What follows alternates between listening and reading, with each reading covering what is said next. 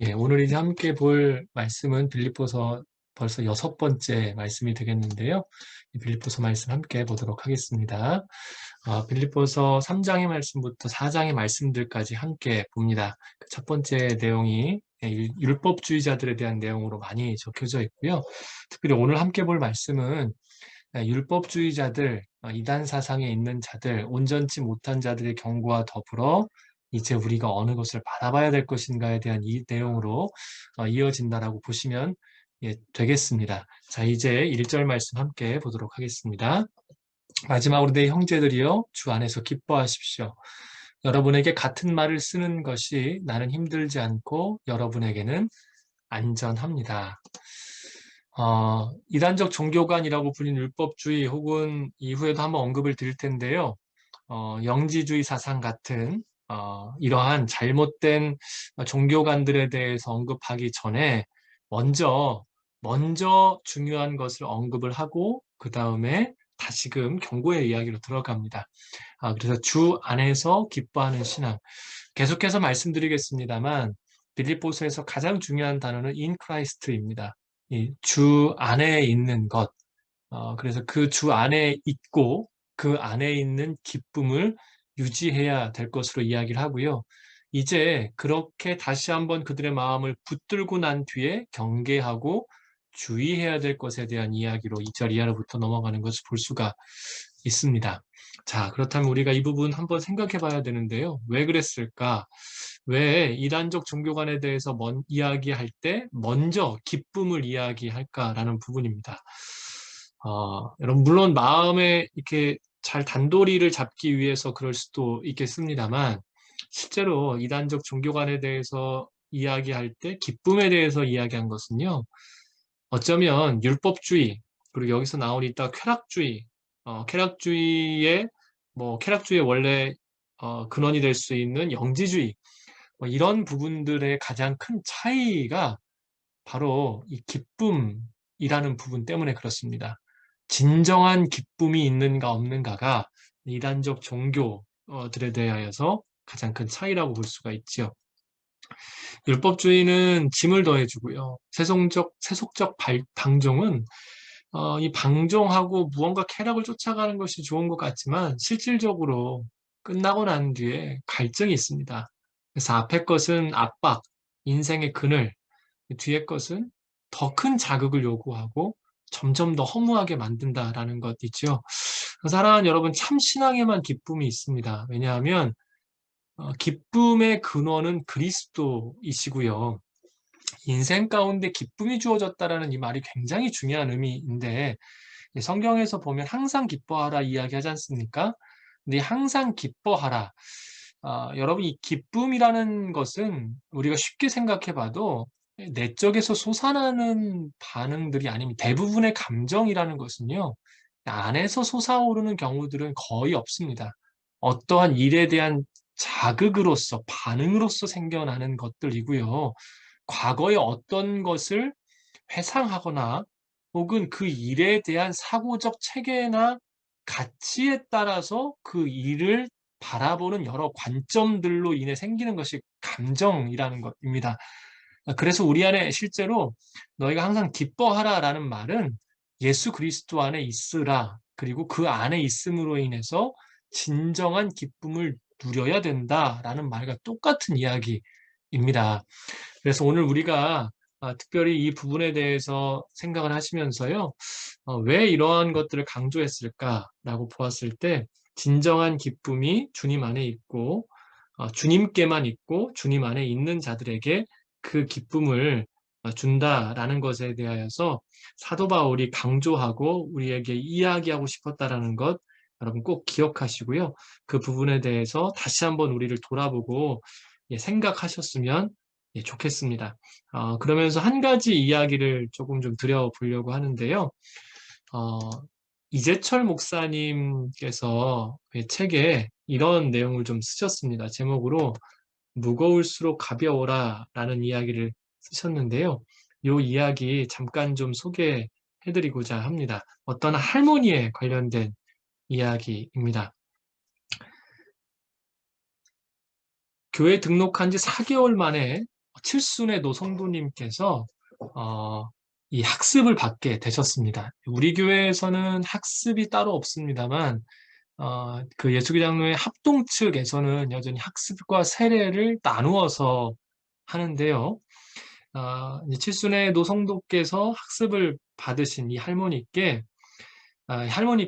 이 학습을 받으시면서 예수님 믿고 그 안에서 누리는 새로운 삶의 감격, 그 기쁨을 지금 보고 계시는 이 무거울수록 가벼워라 라는 이 말로 표현했다라는 겁니다. 왜 이렇게 표현했는가?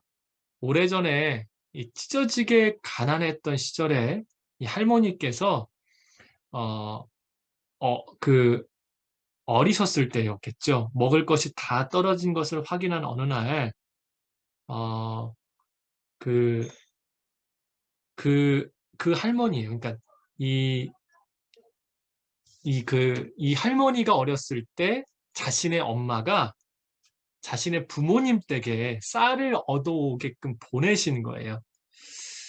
그랬더니 이제 자기 부모님께서 이 딸, 그러니까 손주에게 쌀을 주신 것이었었죠. 이제 어린 딸이 쌀을 잔뜩 이고 오는 모습을 본 당신의 어머니, 그러니까 할머니께서 이제는 나이가 더 드셨으니까요.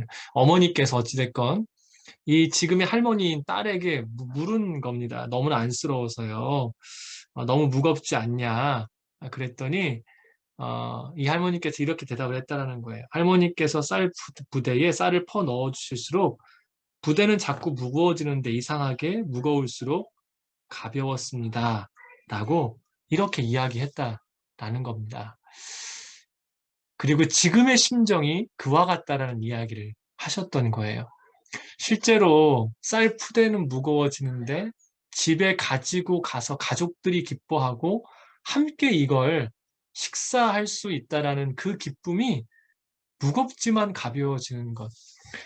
여러분, 예수 그리스도를 믿는다라는 것이 우리에게 어떻습니까? 어느 순간 그 말씀을 따라가는 것이 무거울 수 있습니다. 그래서 방종의 유혹도 있고 쾌락의 유혹이 올 수도 있겠지요. 하지만 우리가 예수 그리스도를 제대로 믿고 그 구원을 알고 주님을 알아가는 기쁨, 주님 안에 거하는 기쁨이 있다면 오히려 성경이, 말씀이 성령께서 우리 안에 요청하시는 것이 많아질수록 어떻습니까? 무거울수록 가벼워질 수 있다라는 것이지요. 그럼 주님 안에 기쁨이 있으십니까? 주님 안에 거하심으로 참 기쁨을 누리십니까? 이 무거울수록 가볍다라는 이 역설적 기쁨이 우리 안에 있으시기를 축복합니다. 자, 이제 두 번째 내용으로 좀 넘어가겠습니다. 앞서 말씀해 보면 1절에서요. 마지막으로 라는 단어를 썼어요. 보통 이제 결론을 쓸 때 쓰는 말인데 새로운 주제로 전환할 때 쓰기도 합니다. 뭐 이런 권면을 여러 번 했었었고요. 특별히 신앙의 변질을 막아주는 이 안전장치, 그러니까 이 전환하면서 주의를 집중시키는 그 이유가 이게 중요하다, 너희에게 안전장치가 될 것이다 라는 것을 특별히 보여주기 위해서라고 볼 수 있고요. 특별히 주 안에서와 함께 기뻐하라는 단어를 빌립보서에서 처음으로 사용했는데요. 앞서 말씀드린 겁니다. 진정한 기쁨은 그리스도 안에 있을 때, 기쁨의 주인은 그리스도. 말씀드렸죠, 여러분. 사람이 그냥 웃고 있으면 고급스러운 말로 금치산자라고 합니다. 좀 이렇게 맛이 좀 이상한 사람이죠. 그런데 우리 안에 어떠한 자극, 어떠한 것이 들어왔었을 때 기쁨을 누리는데요. 진정한 기쁨은 주님이라는 것을 사도 바울은 우리에게 명확하게 이야기하고 있는 것이죠. 주 안에서라는 이 단어는 계속해서 말씀드립니다만 완전한 연합인데요. 이 완전한 연합은 우리 가운데 이 갈라디아서의 말씀을 통해서도 이미 여러 번 이야기를 했고 앞서 봤던 2장 6절에서 11절까지의 말씀을 통하여서 이 주님과의 완전한 연합의 모습, 그리스도가 보여주신 모습을 따라갈 때에야 우리 안에 그런 완전한 연합이 있고 진정한 기쁨도 있을 수 있다라는 것입니다. 그래서 빌립보서를 이렇게 요약할 수가 있는데요. 이 주 안에서 주님이라는 단어를 가지고 요약을 해보면 1장에서는 예수 그리스도가 바울의 교회의 생명이시고 그렇죠. 나의 간절한 기대와 소망을 따라 아무 일에도 부끄럽지 않을 것은이라고 고백하며 살든지 죽든지라는 고백을 합니다. 2장에서는 어떻습니까? 주님이신 예수 그리스도가 교회, 바울의 본이 되어 주신다. 따라가야 될 그리스도의 모습을 너희 안에 이 마음을 부으라 곧 그리스도 예수의 마음이니라고 이야기를 하고 있었었죠. 3장 어떻습니까? 지금 보게 되면 표대라는 단어가 있다가 나와요. 그래서 목표가 나오고요. 4장에서는 충족이 되신 그리스도로 이렇게 이어지게 됩니다. 그래서 예수 그리스도라는 그 모든 것 안에 모든 것이 들어있음을 빌립보서는 우리 가운데 모든 장을 통해 모든 내용을 통해 in Christ라는 단어를 통해 계속해서 이야기해주고 있는 것입니다. 자, 참고로 보면 바울 서신의 기쁨 신학 세 가지, 그러니까 그 신학적으로 기쁨이 어떻게 오는가? 믿음과 믿음의 진보가 있었을 때 바울 신학 안에서 보는 겁니다. 두 번째, 그리스도를 위한 순종과 고난의 결과로서 기쁨이 임하고요. 세 번째 보면 성령의 선물이시고 하나님의 사랑으로서 우리 가운데 임한다라는 겁니다. 여러분들 이 모든 것들도 결국 예수 그리스도를 우리의 기쁨으로 삼으면 이 모든 것이 경험이 됩니다. 믿음의 이유가 누구십니까? 그리스도이시죠. 주님으로 인해서 우리는 믿고 자라나게 됩니다. 그러하게 주님을 믿는 자는 주님에게 순종하고 믿기에 순종하고 고난에 나아가며 그 결과인 감사, 그 기쁨을 누리게 되는 것이죠. 성령은 누구십니까? 그리스도께서 보내신 보혜사이십니다. 그리고 그리스도는 하나님의 사랑의 결정체이기 때문에 오직 그리스도 예수만을 우리의 기쁨으로 삼으면 결국 이 모든 것들이 누려질 수 있다는 것이죠. 자, 그러면서 조심하라 라는 권면으로 넘어가게 되는데요. 2절 함께 보도록 하겠습니다. 개들을 조심하고 악을 행하는 사람을 조심하고 거짓 할례를 받은 사람들을 조심하십시오. 이제 율법주의자들에 대한 표현을 개, 뭐 악을 행하는 사람, 뭐 거짓 할례, 뭐 손할례당 뭐 이런 표현으로도 쓰기도 했었는데요. 같은 대상을 가지고 다른 표현으로 세 번. 여러분 그 신약 에는요, 이 헬라어나 히브리어나 동일하게요, 그 비교법 혹은 뭐 그 이상의 더하여지는 강조법이 없어요. 그래서 같은 말을 반복한다라는 것은 굉장히 중요하다는 이야기입니다. 예수님께서도 말씀하실 때 진실로 진실로라는 단어를 반복해 쓰는 경우가 있죠. 굉장히 중요하다는 의미입니다. 사도 바울이 이들의 신앙에 대하여 이야기를 하며 특별히 정말 정말 조심해야 된다라고 이렇게 표현하고 있는 중이고요. 개들이라고 표현하는 것은 당연히 부정적인 부분으로 이야기를 하고 싶어서 그랬겠죠. 그리고 또 한 가지 숫자가 적지 않대 복수라는 겁니다. 자, 넘어가겠습니다. 개라는 표현은 뭐 이방인 혹은 악한 자, 뭐 이렇게 아무튼 그런 표현들로 쓰이고요. 자, 이러한 개라고 불리는 율법주의자들은 어떤 사람들인가? 율법과 겉으로는 의의를 주장하지만 실제로 보게 되면 이미 우리가 그 사복음서를 통해서 많이 보았지요. 불의와 부정으로 가득 차인 종교적 타락자. 그렇습니다. 그러니까 이걸 강조하는 사람들이 대부분 삶과 언행이 절대 일치하지 않는다라는 겁니다. 그래서 그들 분명히 경계해야 된다. 계속해서 이야기하는 겁니다. 왜냐하면 그들이 하는 말들이요. 옳은 것처럼 들리고 어느 순간 나에게 올무가 되어서 오늘 우리가 은혜가 아닌 공로로 나아가게끔 하는 여러 가지 이야기를 우리를 속이기 때문에 그렇습니다. 이런 이야기를 하는 사람들 주변에 있을 수도 있고 실은 어떤 경우에는 내 안에서 이러한 이야기를 할 때가 있어요. 이거 해야 되지 않겠니? 맞습니다. 여러분. 그거 해야 되죠. 하지만 우리는 그것을 행하기 전에 앞서서 내가 주 안에 있는가를 살펴봐야 되죠. 주 안에 있지도 않으면서 그것들을 자꾸 행해야 된다고 자신을 괴롭히면 주님과 틈이 벌어집니다. 틈 벌어지면 누가 올까요? 제가 여러분들께 말씀드렸던 것 같은데요. 제가 개인적으로 사탄의 별명을 틈을 벌리는 자, 틈 사이로 들어가는 자라고 합니다. 사탄은 실제로 그런 존재입니다. 틈을 벌리고 틈 사이로 들어옵니다. 우리가 그렇게 틈이 벌어지면 사단은 우리 가운데 역사하거든요. 우리가 주의해야 됩니다. 자, 계속해서 세 번째 보도록 하겠습니다. 악을 행하는 사람, 뭐 똑같은 이야기이고요. 악한 일꾼임을 이야기하고 있고요. 율법주의자들, 뭐 그리스도를 위해서 일한다, 사리소욕 채우고 교회를 이간시키고 분열시키는 것을 암시한다라는 것을 이야기하고 있고요. 거짓 할례 받은 사람, 이 사람들 이 할례라는 단어가 그 사도 바울의 서신 가운데 쓰였을 때는 대부분 이들이 외적인 부분, 유대 율법주의에서의 구원의 이유를 찾는 잘못된 신앙관을 가진 사람들이라고 보시면 되겠습니다. 이들은 참 악한 용어인데요. 특별히 페리토메 라는 원래의 할례를 의미하는 단어를 쓰지 않고 카타토메라는 단어를 여기서 썼어요. 거짓 할례를 받은 사람들이라는 단어 쓸 때 페리토메를 쓰지 않고 카타토메를 썼다라는 것입니다. 그래서 카타토메 자체가 무엇을 잘라내다 뭐 이런 의미가 있어요. 그러니까 단순히 페리토메의 할례라는 의미가 아니라 그냥 정말 뭘 잘라내는 것이에요. 그래서 이들은 실제의 할례의 의미를 중요한 게 아니라 그냥 잘라내는 것 자체를 마음에 드는 거짓인 사람들이다라는 의미를 부각시키기 위해서 이 카타토메라는 단어를 썼다라는 것이지요. 여러분 그래서 할례는요 이미 구약에서도 우리 가운데 이야기하고 있지만 신앙의 본질이 절대 아닙니다. 믿음으로 구원을 받죠. 그리고 나머지는 믿음으로 인하여 행해야 될 것들이지 믿음 외에 다른 어떠한 것도 우리 가운데 구원을 이루지 않습니다. 여러분 이거 정말 잘 우리가 생각해야 됩니다. 어느 순간 우리 가운데 형식이 앞설 때가 있습니다. 형식 중요합니다. 규율을 지키고 만들고 그것 안으로 나 스스로를 잘 갈 수 있도록 우리가 그것들 지켜가는 것이 중요합니다. 하지만 늘 더 점검해야 될 건 그리스도 안에 있는가라고 생각해야 된다는 것이죠. 할례 문제, 초대교회 안에 이 율법주의자들 때문에 심각했었습니다. 그래서 이런 이야기들이 좀 많이 나오는 것이죠.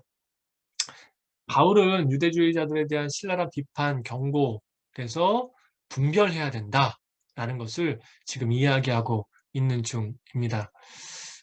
사랑하는 여러분, 우리는 믿음으로 인해 구원받은 사람들이지요. 믿음은 들음에서 납니다.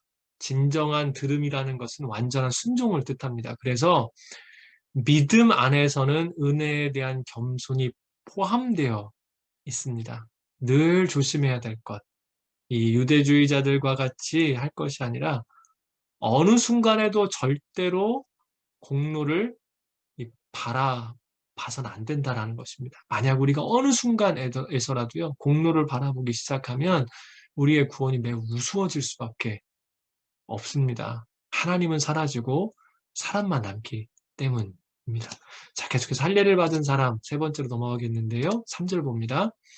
하나님의 영으로 섬기고 그리스도 예수를 자랑하며 육체를 내세우지 않는 우리가 참 할례를 받은 사람들입니다.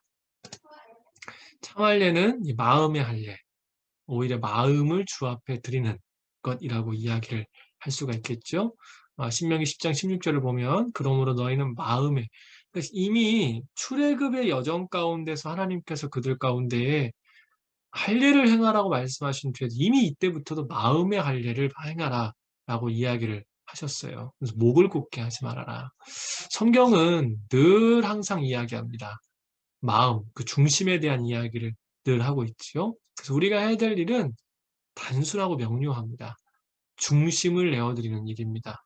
내가 피조물이고 연약한 자이고 죄인임을 인정하고 절대적으로 하나님을 필요로 하는 존재임을 인정하면서요. 주 앞에 진정한 겸손과 엎드림으로 나아가는 일이 중요하다는 것이죠. 이 율법주의자들의 문제는 자신들이 이것을 행했다라고 하면서 목이 곧았다라는 데 가장 큰 문제가 있었다라는 것이죠.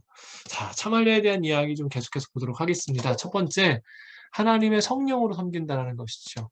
여기서 섬김은 예배, 곧 다른 말로 하면 하나님의 영으로 섬긴다라는 것은 성령 안에서 드리는 예배로서 이 예배 자체가 어떠한 해야 될 것을 하는 게 아니라 성령님을 구하고 주님께 나아가 마음을 들여 성령이 중심이 된 예배로 나아가는 모습을 이야기하고요.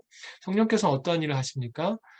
기도를 돕고 예배를 돕는 은사를 주시고 하나님 아버지 앞으로 나아갈 수 있도록 만드시는 게 성령님입니다. 그래서 성도라 어떤 사람들입니까? 우리가 하나님의 성령, 하나님의 영으로 섬긴다라는 것을 사도 바울이 빌립보 교인들에게 이야기하는 것은 성도란 성령을 받은 구원받은 사람이기 때문에 이미 그렇게 얘기를 하는 거예요. 그래서 이미 그러한 사람이기 때문에 현재 성령의 은사와 그 능력을 주시기에 그것으로 가지고 주 앞에 나아가 예배로 너희가 해야 될 주 앞에 마땅한 삶의 예배든 뭐 어떤 예배든 그런 것들로 나아가야 된다라고 이야기하는 것입니다. 그래서요, 오늘 참 할례와 더불어 참 할례 받은 사람으로서의 온전한 모습은 무엇을 구하는 사람입니까? 성령 충만입니다. 사랑하는 여러분, 우리의 힘으로 예배드릴 수 없고요. 섬길 수 없습니다. 여기서 꼭 말씀드리고 싶은 게 있는데요. 진정으로 구해야 할 것을 구하는 것이 성숙함입니다. 여러분 뭘 구하고 계십니까? 사도 바울은 참 할례 받은 사람을 이야기하며 성령으로 그것을 행해야 될 것을 우리에게 말하고 있죠. 우리가 구해야 될 것은 성령 충만을 늘 구해야 된다는 겁니다. 만약에 우리가 성령 충만을 구하지 않고 행한다면 남는 것은 나뿐입니다. 많이 섬기고 오래 예배드림 자체가 중요하지 않습니다. 오직 성령의 도우심으로 하나님께서 받으실 만한 모습으로 나아가는 것이 성도입니다. 여러분, 진정으로 구해야 될 것을 구하는 것이 성숙함입니다. 오늘 우리가 무엇을 구하고 있는지 다시 한번 돌아봐 주십시오. 자, 두 번째, 예수 그리스도를 자랑이라는 의미 함께 볼 텐데요. 예수 그리스도와의 연합 속에서 기뻐함으로 영광을 올려드리는 것. 예, 뭐 연합 가운데 그 예수 그리스도 자랑한다라는 게 하나됨을 통해 주님을 높여드리는 것, 그러한 삶을 살아야 되는 것, 그러한 삶을 세상 가운데 증거해야 된다라는 것을 의미하고요. 그리고 이 참할례 받은 사람은 육체를 내세우지 않는다라는 건데요. 육체를 내세우지 않는다라는 것은 이 육체 자체가 세상적인 모습임을 우리가 잘 알고 있지요. 그래서 우리 안에 있는 옛적인 자아들, 욕심들을 이미 다 십자가에 못 박았다라는 것을 의미를 하고 있습니다. 그래서 오늘 우리가 육신의 겉모습, 율법주의에 매인 사람이 아니라 참 할례를 받은 사람으로 성령님을 의지하고 주님과 하나됨으로 예수 그리스도를 높이고 오늘 우리의 육체를 내세우지 않는 모습, 나를 십자가에 못 박는 모습이 필요함을 사도 바울은 동시에 이야기하고 있는 중이죠. 4절 봅니다. 비록 나도 육체를 내세울 것이 있지만 그렇게 하지 않습니다. 어떤 이가 육체를 신뢰할 하다고 생각한다면 나는 더욱 그렇습니다. 실질적으로 앞서 말씀드린 것처럼요. 율법주의자들, 유대주의자들은 뭐 자신들의 겉모습 내놓은 게 다이지 않겠습니까? 그러면서 이거 비판하고 있는 중이죠. 뭐가 진짜 복음이냐 이야기하고 있는 것입니다. 그러면서 그들의 입을 다물게 하기 위해서요.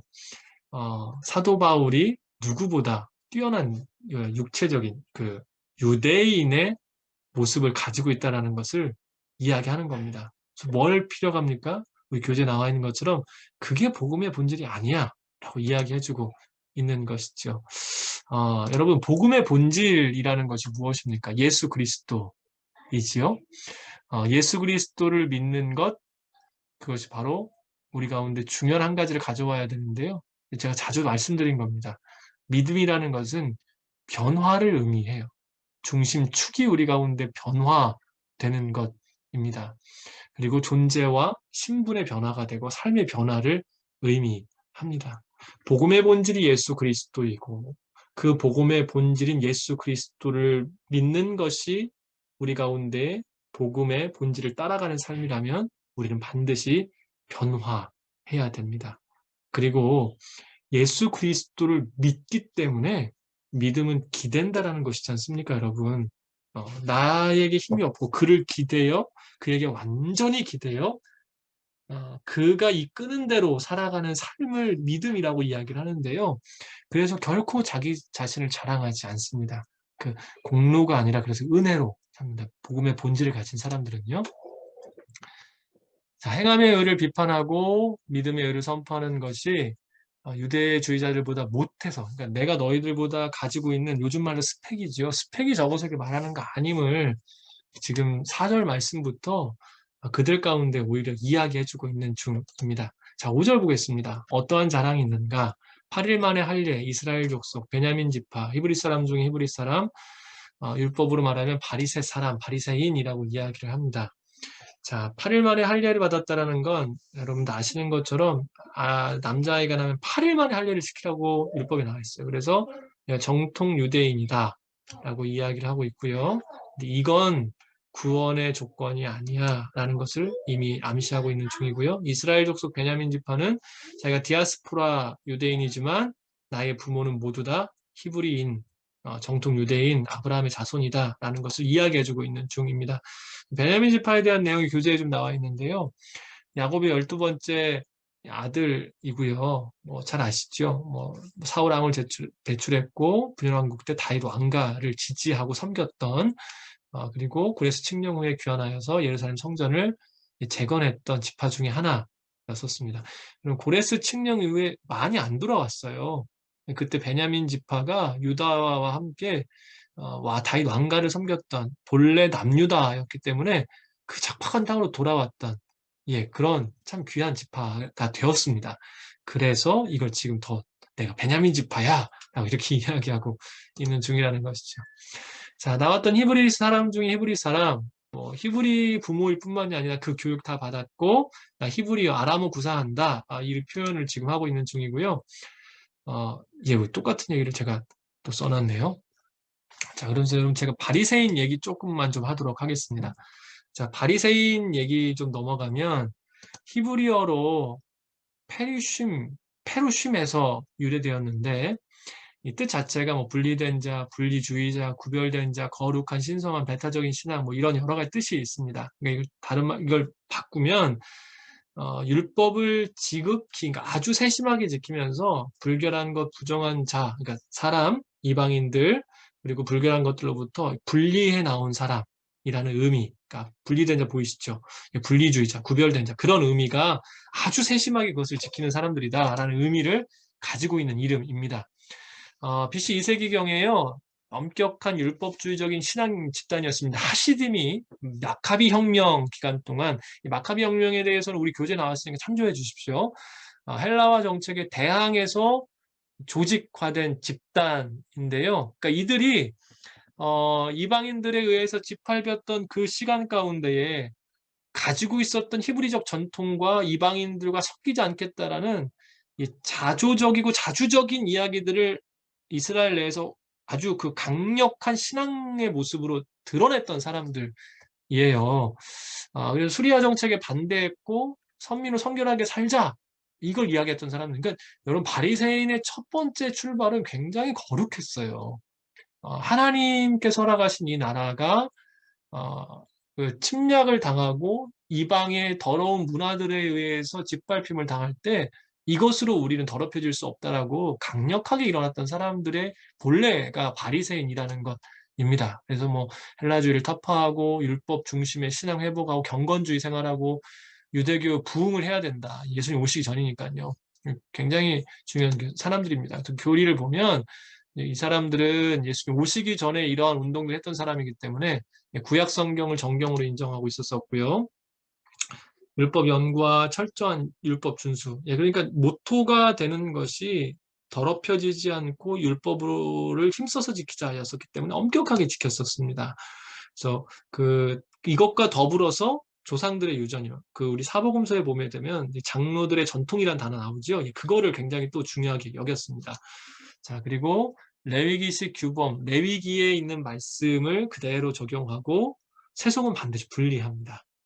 정결과 정화 중요하게 생각했고요. 역사가 하나님에 의해 통제되고 하나님의 목적에 의해 다스린다는 믿음이 이들 가운데 있었습니다. 그러니까 이렇게 혁명 가운데에서 이들이 무언가 힘을 내고 말을 할 수가 있었던 것이죠. 특별히 바리새인들은 사두개인들과 달리 부활과 천사와 영의 존재를 인정했고요. 하나님과 각별한 관계라고 스스로 여겼어요. 우리는 이렇게 하나님을 정말 찾기 때문에 우리 정말 하나님과 각별한 관계다. 그리고 다윗의 후손인 주의 힘으로 다윗 왕국. 그러니까 이들이 믿었던 것은 다시금 왕으로 오실 메시아를 강력하게 믿고 있었던 것이었습니다. 이들은 어떤 존재였는가? 실제로 유대인들의 큰 신망과 존경을 받았고요. 회당 조직을 통해서 전 유대 사회에 굉장히 많은 영향을 미쳤던 존재들이기도 합니다. 그리고요. 이들이 서기관, 제사장, 유대 중산층 계층으로 이루어졌던 가장 큰 종파였었어요. 그래서 요세푸스의 기록을 보게 되면 예루살렘 인구가 많았던 2만 5천에서 3만 명 정도, 고대 인구치고는 굉장히 많은 편인데요. 있었을 때 바리새인 숫자만 그 인구의 몇 퍼센트입니까? 거의 5분의 1이죠. 5분의 1이 바리새인, 4분의 1, 5분의 1이 바리새인일 정도로 굉장히 많은 세를 가지고 있었다는 겁니다. 그래서 대표적인 인물, 뭐 니고데모 잘 아시죠? 가말리엘 많이 들어보셨죠? 바울도 이제 대표적인 인물이고요. 그리고 이제 이들의 문제점이 생기는데요. 이들이 이제 처음에는 잘 그렇게 시작을 해왔는데 아무래도 고인물은 썩게 됩니다. 자신들만이 성경의 유일한 해석자로 자처하기 시작했어요. 왜 우리가 이렇게 사니까 우리들 말 들어야지. 그렇기 때문에 어떤 그 치욕적인 별명을 갖게 되느냐. 벽을 두르는 자. 처음에는 구별되고 이들이 잘 세속에 물들지 않는 이런 의미와 느낌이었고 백성들이 많이 지지했지만 결국 스스로 자신들의 세계 안의 가침으로 인해서요. 벽을 두르는 자라는 별명, 치욕적인 별명을 갖게 됩니다. 그래서 이것이 나중에 어떻게 가는가? 문자적 실천. 그러니까 율법의 본질, 하나님께서 이것을 왜 주셨는가에 대한 의미를 잃고요. 율법 자체, 그 말 자체에 너무나 매어버렸다라는 것이죠. 또한 장로들의 유전, 를 따라가기 시작하면서 율법의 본질을 잃고 율법 자체도 유전이 먼저 앞서게 되는 외적인 의를 강조하게 되고요. 죄인들 아예 그냥 사람 취급을 하지 않았었어요. 형식주의, 율법주의, 극단적 분리주의, 권위의식이라는 아주 안 좋은 모습들로 가게 됩니다. 그래서 예수님께서 오셔서 뭐라고 말씀하십니까? 독사의 자식, 맹인, 외식하는 자, 뱀, 마귀의 자식, 아주 큰 질타를 받았던 게 바리새인이라고 볼 수가 있습니다. 자, 이제 이러한 바리새인들의 영향을 받은 사람들이 유대주의자, 율법주의자라고 볼 수가 있겠죠. 자, 이제 6절 말씀으로 넘어가도록 하겠습니다. 열성으로 교회를 핍박했고 율법의 의로는 흠없는 사람입니다. 자, 7번째 볼 텐데요. 율법의 열정과 교회를 핍박하는 자였음을 밝히면서 자기는 원래 그런 사람이었다라고 이야기를 하면서 유대주의자를 오히려 책망하는 모습을 보이고 있고요. 자신이 당신들이 이야기하는, 당신들은 겉으로만 이야기하고 뒤로는 하지 않지만 나는 흠이 없을 정도로 나는 당신들이 말하는 의로움에 있어서는 전혀 문제가 없다라는 이야기를 계속해서 하고 있는 중인데요. 여러분, 한 가지를 좀 제가 부탁드리려고 합니다. 실은 사도 바울이 율법주의자들에게까지도 혹은 율법주의에 마음이 쏠려 길을 잃어버린 사람들에게도 이야기할 수 있었던 이유는 뭐냐면 부끄럽지 않았기 때문에 그래요. 그래서 오늘 우리가 실은 사도 바울의 이 이야기를 보면서 사도 바울이 이런 사람이었지라고만 넘어가기에는 그의 삶이 주는 메시지가 훨씬 더 강력합니다. 세상 앞에서 부끄럽지 않게 오늘 우리가 살아야 됩니다. 이게 다른 말로 하면 세상에 할 이야기가 있는 사람들로 살았으면 좋겠습니다. 여러분, 세상에서요, 교회를 바라보면서 우습게 여기는 단어가 있습니다. 회개라는 단어인데요. 오래전 영화예요. 90년대 중반의 영화인데 투캅스 기억하십니까? 거기에서 안성기가 부패한 형사 역할로 나오죠. 어떻습니까? 부정부패 다 저지르고 뒤로 돈을 다 받으면서 교회 가서 눈물 흘리면서 회개하는 장면을 아주 우습게 연출을 했어요. 그 세상은 이 구원이라는 단어 뭐라고 느낄까요? 10원 밑에 구원이에요. 우리에게 너무나 귀하고 세상 사람들에게 정말 전해져야 될 단어인데 이 단어가 별로 그렇게 중요하게 가지 않는다라는 겁니다. 회개라는 단어는 더 그렇고요. 왜 그럴까요? 누구의 탓일까요? 나의 잘못입니다. 사랑하는 여러분, 크리스천은 누구보다도 철저히 최선을 다해야 됩니다. 세상 앞에서 부끄럽지 않고 사람이 아닌 하나님 앞에 충성되기 때문에 우리는 세상 앞에 부끄럽지 않게 살아야 됩니다. 앞서 말씀드렸죠. 이 모든 것들은 그리스도 안에 있음으로 인해 정해놓은 야, 나 저렇게 살아야 돼. 그러니까 해야지가 아니라 내 안에 말씀하시는 성령님의 인도하심을 따라 그의 도우심으로 우리가 살아갈 때 우리가 온전해진다라는 겁니다. 세상 앞에 부끄럽지 않기 위해서 스스로에게 율법화시키지 마십시오. 그걸 말하는 게 아닙니다. 이것도 해야 되고 저것도 해야 되고 이것도 못했네가 아니라 오늘 우리가 기도함 가운데 주신 음성을 듣고 기도함 가운데 이끄시는 성령의 인도하심을 따라 나아가야 된다는 이야기죠. 자, 이제 그 다음 내용으로 넘어가 보도록 하겠습니다. 7절입니다. 그러나 내게 유익하던 것들을 나는 그리스도 때문에 다 해로운 것으로 앞서 이야기한 율법주의자들도 놀랄 만한 그 이야기들을 다 해로운 것으로 여긴다라는 것입니다. 그래서 그러나라는 이야기를 쓴 것이죠. 8절입니다. 내가 참으로 모든 것을 해로 여기는 것은 내 주 그리스도 예수를 아는 지식이 가장 고상하기 때문입니다. 그분으로 인해 내가 모든 것을 잃어버리고 심지어 배설물로 여기는 것은 내가 그리스도를 얻고 그리스도를 아는 지식의 고상함을 깨닫고 이제 과거의 유익함이 손해, 배설물과 같이 무익한 것으로 여겨진다라고 이야기를 하고 있죠. 특별히 유익이라는 단어를 복수형으로 썼고요. 손해라는 단어는 단수형으로 써서 유익했던 모든 것들에 대한 이야기들을 오히려 그가 지금 손해라는 한 가지의 단어로 이렇게 다 집어낸 것입니다. 그리고 그리스도 때문에 유익이 손해로 바뀌었음을. 그러니까 이전에는 참 유익한 많은 것들이 있었고 그것들이 나의 삶을 이끌어가고 있었는데 예수 그리스도를 바라보니 그 모든 것들이 그리스도 한 분으로 인하여 그 모든 것이 깔때기에 들어오는 것처럼 손해로 여겨지는 듯한 아무것도 아닌 버려야 되는 것으로 여겨지는 것이 되었음을 이야기하는 겁니다. 이 본문 앞에서 우리가 참 많이 마음이 쉽지 않죠. 여러분 어떻습니까? 실제로 어, 우리는 과연 이러한가를 돌아볼 때 우리의 마음이 사도 바울과 같지 않아서 우리 스스로를 돌아보게 되는 마음들이 있는데요. 그럼 제가 한 가지를 말씀을 드립니다. 그 마음이 있는 것이 우리 가운데 참 귀한 부분입니다. 사도 바울도 이와 같이 고백하지만 그도 또한 괴로워서 죄인 중에 괴수라는 표현을 쓰지 않습니까? 오호라는 곤고한 사람이라는 표현을 쓰지 않습니까? 주님은 중심을 보십니다. 우리가 이 말씀을 보고도 민감하지 않게 넘어가는 것이 문제이지. 이 말씀 앞에 이야기하시는 성령의 음성을 듣고 나의 삶을 다시금 내어드리고 성령의 조명하심 앞에 나아가는 것이 오늘 우리가 할 수 있는 최선이요. 또 그 인도하심을 따라가면 그 주께서 원하시는 귀한 삶을 나아갈 수 있다는 것입니다. 자, 7절에서 보면 해로운 것으로 여김이라는 단어가 8절에 과거에 누렸던 모든 것들을 다 잃었다. 그러니까 저희 이제 교재에는 좀 복잡하게 써놔서 제가 바꿔놨는데요. 여기에서 그 해로 여긴다라는 것 의미 자체가 그 단어 자체가요. 계산상의 손해를 일컫는 헬라어입니다. 그러니까 손익을 계산할 때, 금전적 계산을 할 때 쓰는 그러한 단어여서요.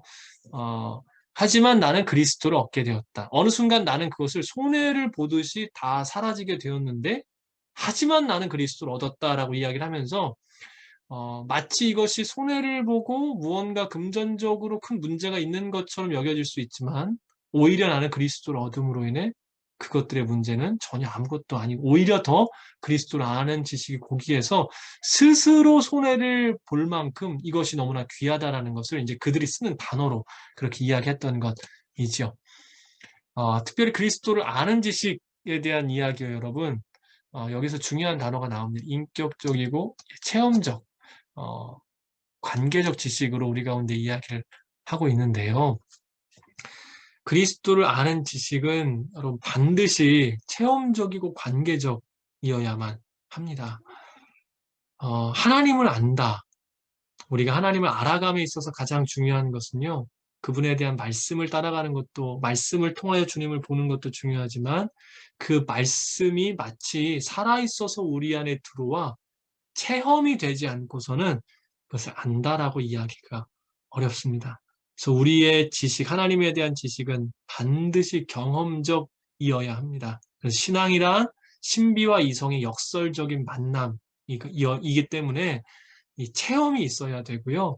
이 체험은 설명을 넘어선 우리 가운데 더 깊은 믿음으로 이어가게 합니다. 참 희한한 일인데요. 설명되지 않고 설명할 수 없는 부분들이 믿어질 때가 있어요. 그게 바로 체험적 신앙이기 때문에 그렇습니다. 여러분 꼭 경험하십시오. 그리고 이것은 관계적일 수밖에 없는 것이요. 그 체험이 우리 예수 그리스도의 구원으로 인하여 변화된 관계 가운데 임하기 때문에 관계적 지식으로 우리 가운데 임하는 것입니다. 자, 이제 손해로 여기고 배설물로 여긴다. 여러분 여기 잘 보셔야 될 게 다른 거 다 무시하겠다라는 거 아닌다는 의미죠. 그리스도 중심으로 재평가해서 과거에는 그것을 목적으로 삼았지만 이제는 오히려 내가 그것을 위해서 살았던 사람이 그것이 나에게 가장 신경 쓰였고 그것만 생각하고 그때 마음이 막 졸였던 사람이 오히려 그리스도 예수 그리스도를 위하여서 그것이 나의 수단이 되었다. 중심, 우선순위가 바뀌었다라는 것을 의미한다는 것입니다. 그래서 기준과 관점의 획기적인 변화임을 이야기하는 것이고요. 예, 이전의 목적이 수단이 되었고, 왜냐하면 예수님이 목적이기 때문에 그렇습니다. 여러분 계속 말씀드립니다. 구원이 뭐라고요? 변화입니다. 관점과 시선과 가치관이 변화가 되기 때문에 이전의 목적이 수단이 되는 것입니다. 삶의 목적이 그리스도가 되는 것, 그것이 바로 예수 그리스도를 아는 지식으로 인하여서 우리 가운데 주어지는 것이라고 이야기를 할 수가 있습니다. 9절 봅니다. 그 안에서 발견되기 위한 것입니다. 내가 가진 의는 율법에서 난 의가 아니요 그리스도를 믿는 믿음으로써 얻는 의, 곧 믿음으로 인해 하나님께로서 난 의입니다. 그리스도를 아는 지식의 고상함으로 인해서 그리스도를 얻었다라고 앞에 말씀까지 나와 있죠. 그리고 이제는 그리스도 안에서 발견되는 구원의 은혜를 이미 받았다라고 이야기를 합니다. 여기서 지금 동일한 단어가 나오죠. 그리스도 안에서 이제는 발견돼요. 앞서에서는 그리스도 안에 있는 기쁨을 누리라고 이야기를 하는데요. 그리스도 안에서 발견되어야 된다. 자, 그래서 이게 어떤 의미를 우리 가운데 가지고 있습니까?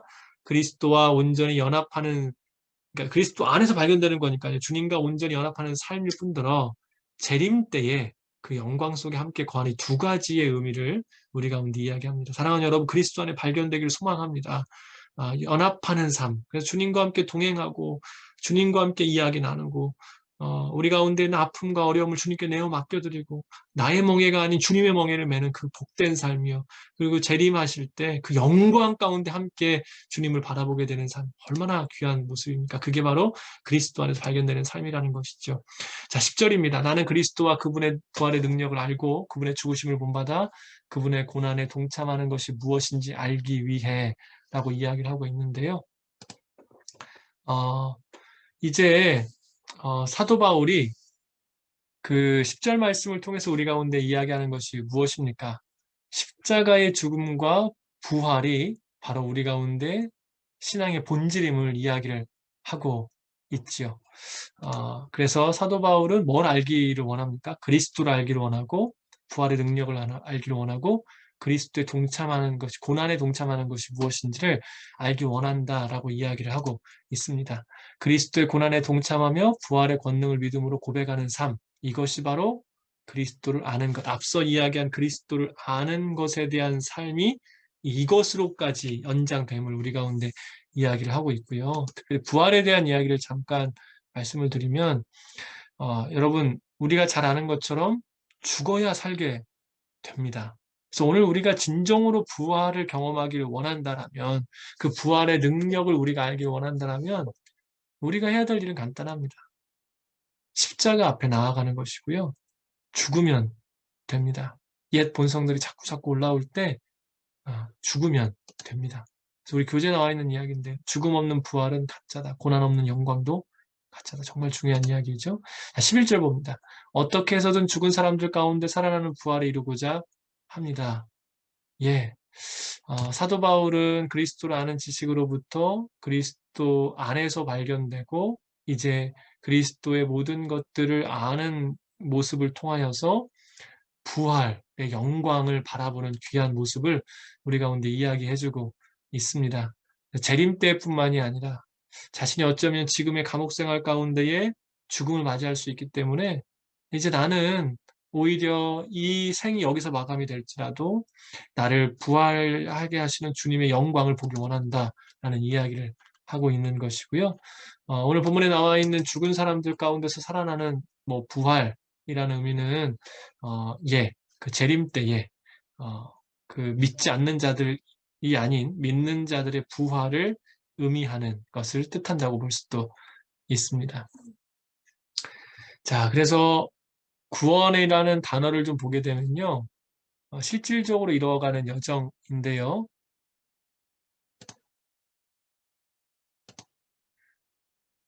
네, 그래서 그리스도의 죽으심과 부활에 참여해서 그리스도를 아는 것에 충만한 신앙을 강조하는 것을 이야기를 하고 있고요.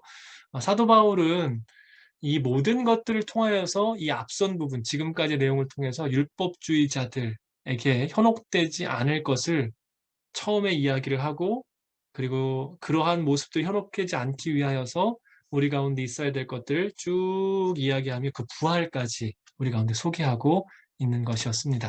자, 계속해서 그 다음 내용 보도록 하겠습니다. 자, 율법주의자들에 대한 경계 메시지와 더불어서 이제 앞서 말씀드렸던 반도덕주의자들 경계하라는 권면이 나오는데요. 그 사이에 신앙의 정진 당위성을 간증 형식을 빌려서 강조하고 있습니다. 자, 12절부터 보도록 하겠습니다. 나는 이미 얻었거나 이미 온전해진 것이 아닙니다. 나는 그것을 붙잡으려고 쫓아갑니다.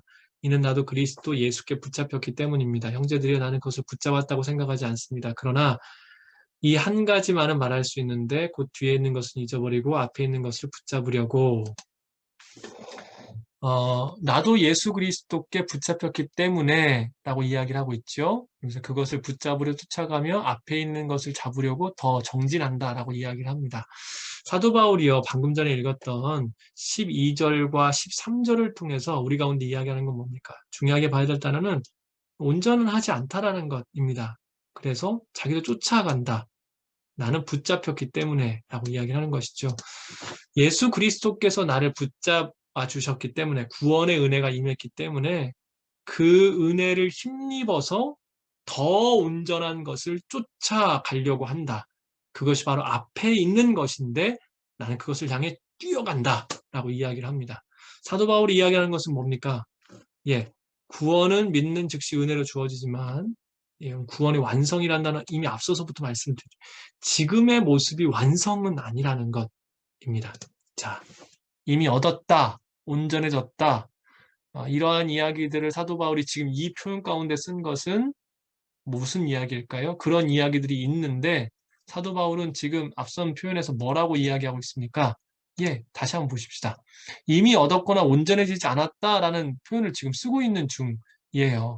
여러분, 지금 이걸 우리가 어떻게 이해하는 겁니까?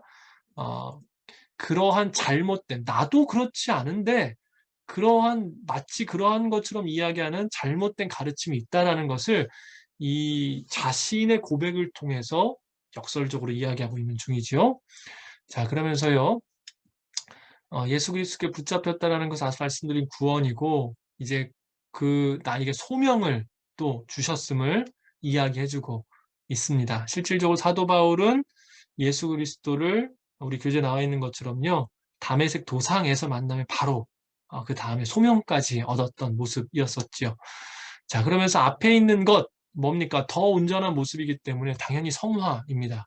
그리고 그 앞에 있는 것은 나의 모습의 성화이기도 하지만 그리스도께서 주신 소명을 이루어가는 아주 온전한 그 귀한 사명의 모습까지 같이 가지고 있는 것이지요. 14절 계속해서 읽습니다. 그리스도 예수 안에서 하나님께서 위에서 부르신 그 부르심의 상을 위해 표대를 향해 쫓아갑니다. 자, 쫓아간다. 12절과 14절 중요한 것은 뭡니까? 현재 시제로 사용됐다라는 겁니다. 두 번이나요? 예, 여러분 두 번 사용됐습니다. 앞서 말씀드렸죠. 반복해서 사용한 것은 이들의 문법적으로 중요하다라는 것을 의미합니다. 나 지금도 뛰고 있어. 무슨 말일까요? 너희도 뛰어야 된다. 이런 말이지요. 과거, 그러니까 예전에 쫓아갔던 것 아닌 지금 성화적 삶을 지속적으로 쫓아가고 있는 거, 그거 해야 된다라는 겁니다. 예전에 구했던 거 쫓아가지 말아라.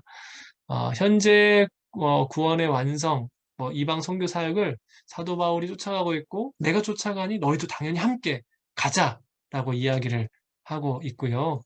여러분 지금까지 계속해서 보면 1장도 그렇고 2장도 그렇고 3장도 그렇고요. 사도 바울이 메시지를 통해서 계속 주는 게 1장에서도 마찬가지였었습니다. 어떤 메시지 계속 주고 있습니까? 구원의 완성이라는 단어. 그 사명은 뭡니까? 복음 전파. 계속해서 이야기를 해요. 1절에서도 복음 전파가 온전히 이루어지는 것에 대한 기쁨이 있었죠. 2장 말할 것도 없죠. 3장도 지금 그러한 이야기를 계속해서 하고 있는 것이에요. 왜 이야기가 1장도 나오고 2장도 나오고 3장도 나오고 자신이 특별히 사랑하고 자신의 마음을 더 쏟았던 빌립보 교인들에게 끊임없이 이야기하고 있는 걸까요? 이것이 바로 최고의 모습이기 때문에 그렇습니다. 사랑하는 여러분, 우리가 진정으로 중요한 것이 무엇인 줄 알고 그것을 놓치지 않고 계속해서 반복하며 나아가는 것 정말 중요합니다. 자, 이제 표대 보도록 하겠습니다. 당연히 최종 목적인데요.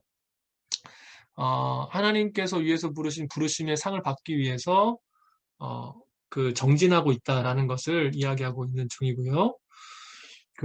이 표대로 나아가기 위한 필수 조건은 그리스도 안에서의 신앙생활. 예, 다시 한번 말씀드립니다. 그리스도 안에서 있으면 됩니다. 예, 여러분, 그리스도 안이라는 단어 지금 계속 연합됨. 이 연합은 무엇을 통해서 이루어집니까? 온전한 순종과 겸손, 주님 앞에 엎드림, 나는 비우고 주님으로 채워짐. 예, 그러면 우리의 표대로도 나아가고 기쁨으로도 임하고 주님을 아는 지식도 임하고 모든 것들이 있을 수 있습니다. 자, 특별히 상이라는 단어 좀 함께 볼 텐데요. 이 브라베이온이라는 단어 자체가 어떠한 것에 이기면 주는 상입니다. 그래서 표대를 향해 달려가는 자, 선한 싸움 싸운 자 있을 것이다 라고 이야기하고 있어요. 여기서 한 가지 질문을 좀 던지겠습니다. 네, 우리의 가슴을 설레게 하는 것이 뭡니까?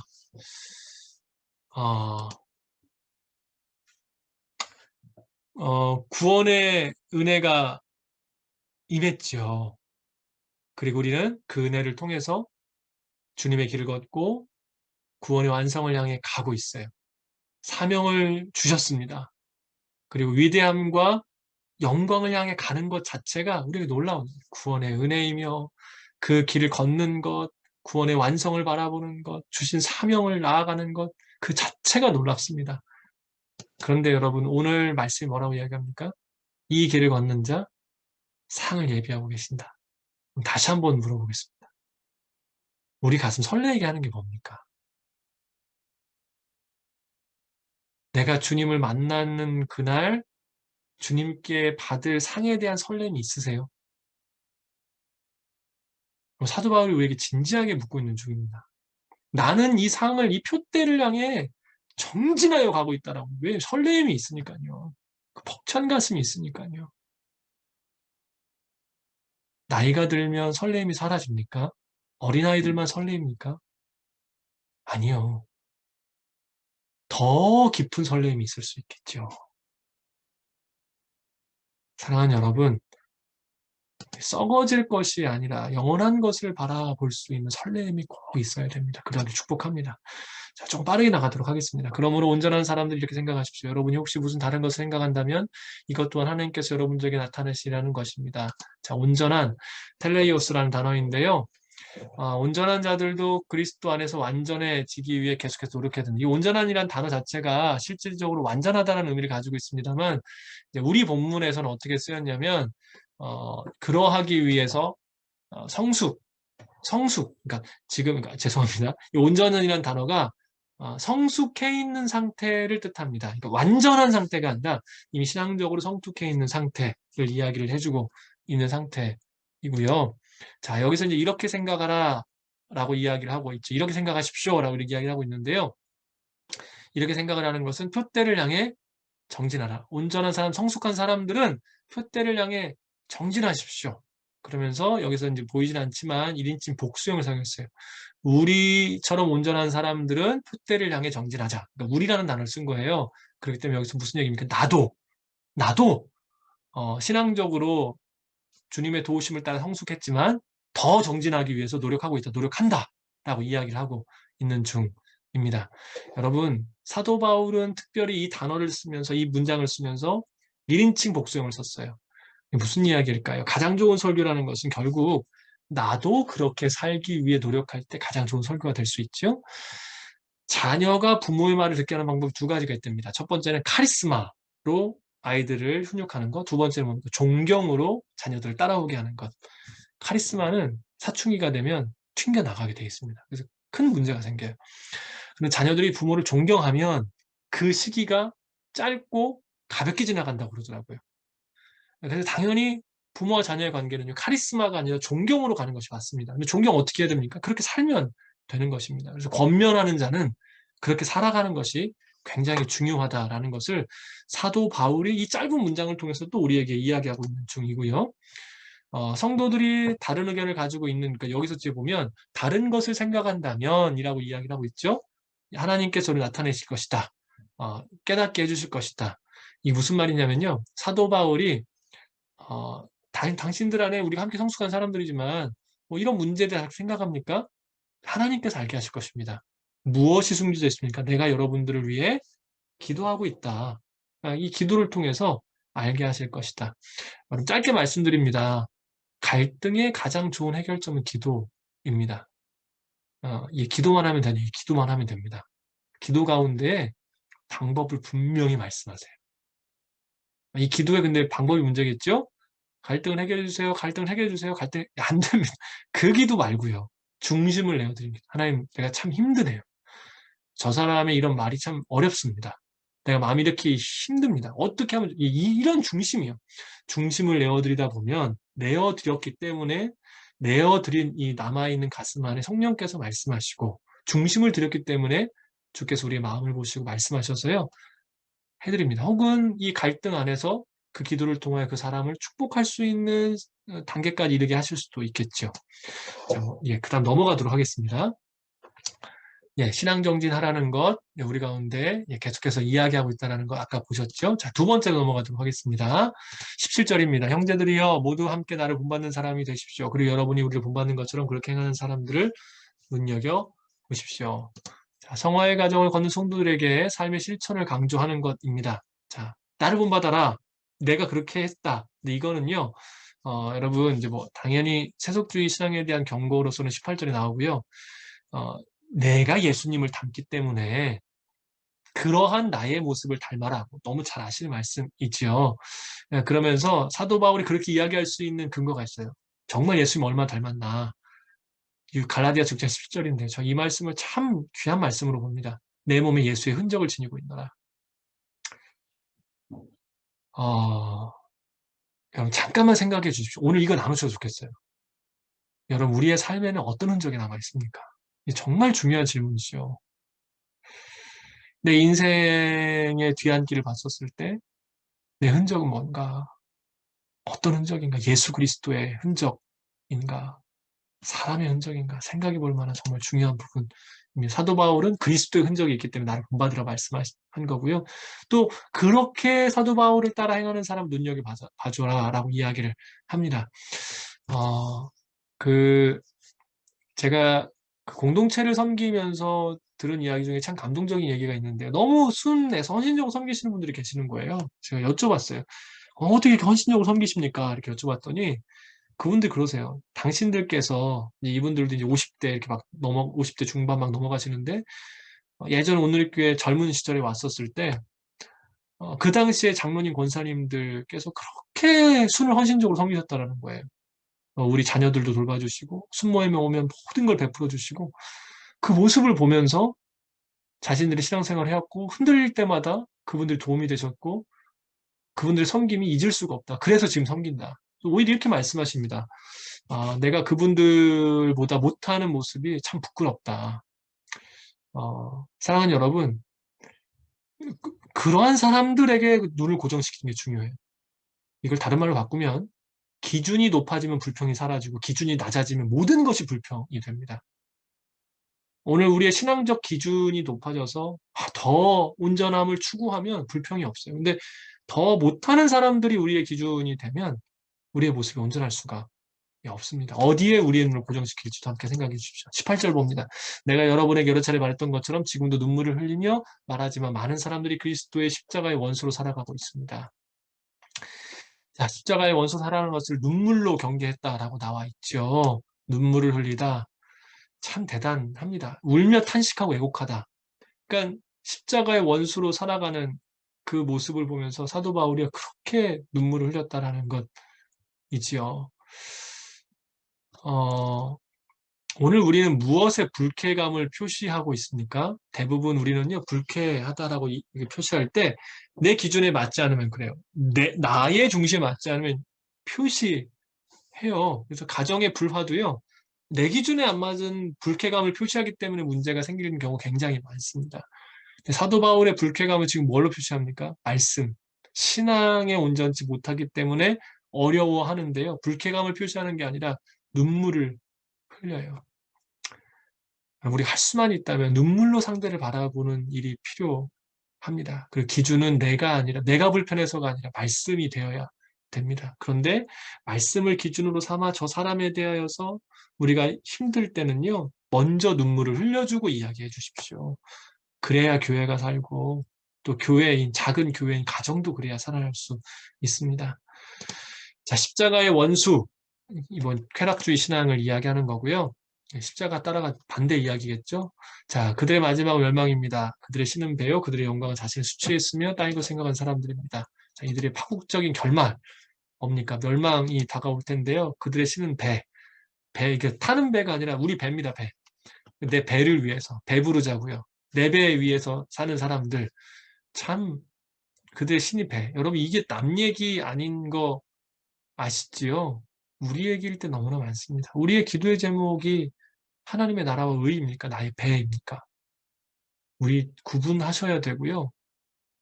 이 부분에 대해서는 고민하시고, 그렇다고 우리의 필요를 구하지 않는 것은 또 잘못된 신앙입니다. 그러니까 목적이 무엇이냐를 명확히 생각해야 됩니다. 자, 그러면서 이들은 예, 결국 수치를 얻게 된다는 것. 이들은 천국에 대한 소망이 없는 사람들을 분명히 이야기를 해요. 그래서 우리는 어떤 사람이 돼야 되는가? 우리 교재에 중요한 말씀이 나오는데요. 그리스도와 함께 다시 살림을 받았으면 위의 것을 찾고 땅의 것을 생각하지 말아라. 위의 것을 생각해 주십시오. 자, 20절 봅니다. 그러나 우리의 시민권은 하늘에 있습니다. 우리는 그곳으로부터 구원자 곧 주 예수 그리스도를 기다립니다. 자, 우리는 십자가 원수와 반대로 하늘의 시민권이 있다는 것이죠. 1장 27절 복음에 합당하게 생활하라 라는 이 말이 시민권과 연관된 단어이고요. 그래서 우리는 이 땅에서 누구입니까? 예, 나그네요. 나그네. 네, 이 단어 여러분 잘 늘 생각해 주십시오. 시민권의 근거 골로새서 1장 13절 그가 우리를 흑암의 권세에서 건져내사 그의 사랑의 아들의 나라로 옮기셨다. 그리고 히브리서 11장 6절이 하늘에 있는 더 나은 본향이라는 단어를 쓰면서요. 우리는 시민권이 거기 있음을 너무나 잘 알고 있죠. 한 가지만 말씀드립니다. 우리의 정체성, 나의 소속이 어디 있는 것 정말 잘 아는 것 중요합니다. 우리 돌아갈 곳 있습니다, 여러분. 우리 정말 소속이 어디인지를 늘 밝혀주십시오. 자, 두 번째 보도록 하겠습니다. 구원자 곧 예수 그리스도를 기다리는 자. 뭐 당연히 하늘 시민권을 준 사람은 재림에 대한 소망이 있지요. 이것은 끝까지 인내하고 갈망하라 라는 의미를 가지고 있습니다. 많이 들으셨겠습니다만 초대교회 신앙을 지킬 수 있었던 이유는 재림 소망 때문에 그렇습니다. 자, 21절 보도록 하겠습니다. 그분은 만물을 그분에게 복종시키시는 능력으로 우리에게 천한 몸을 그분의 영광스러운 몸과 같은 형상으로 변화시켜 주실 것입니다. 자, 재림 때에 모든 만물이 주님을 주라 고백하게 된다는 것이죠. 무릎 꿇고 재림하신 그리스도 영광의 몸 변화될 것을 확신하고 있다는 것입니다. 자, 그래서 여기에서는요, 영지주의자들에 대한 경고를 이야기를 해요. 영지주의 여러분 많이 들어보셨죠? 영지주의는 그러니까 영만 진짜고 육체는 가짜다라고 이야기를 해요. 그래서 이원화 시킵니다. 그렇죠. 성경은 일원화 봅니다. 몸과 영과 육체 하나로 봐요. 떨어뜨리지 않습니다. 영지주의의 문제는 떨어뜨려놨기 때문에 극단적 쾌락주의나 극단적 염세주의로 갑니다. 절대 그렇지 않습니다. 오늘 우리는 이 땅에서의 삶도 온전하고 하늘의 삶도 바라보는 사람입니다. 그래서 성도는 하늘의 시민답게 영광의 명으로 변화될 그 모습으로 살아가는 것이고요. 자, 4장 1절 마무리됩니다. 그러므로 내 사랑하고 사모하는 형제들이여 내 기쁨이며 면류관인 내 사랑하는 여러분이여 이와 같이 주 안에서 굳건히 서십시오. 마무리죠. 뭐라고 이야기하는 겁니까? 율법주의자들 그리고 반도덕주의자들 십자가 원수된 자들, 쾌락 따라가는 사람들, 그리고 지금처럼 영지주의자들 따라가지 말고 오늘 우리가 그리스도 안에 있어 그리스도를 알고 그로 인해 기뻐하고 아는 지식으로 충만하여지고 그분의 영으로 섬기고 오늘 주님의 재림을 갈망하고 우리의 소속이 어디 있는 줄을 아는 온전한 신앙으로 살아가자 이야기하는 것입니다. 그러면서 빌립보 성도들 뭐라고 이야기합니까? 기쁨이며 면류관이라고 이야기를 하죠. 그들에 대한 소망과 더불어 기쁨을 이야기하는 부분이고요. 재림의 신앙 갖고 우리 함께 나아가자라고 이야기하고 있는 중입니다. 오늘 말씀은 여기까지 하도록 하겠습니다.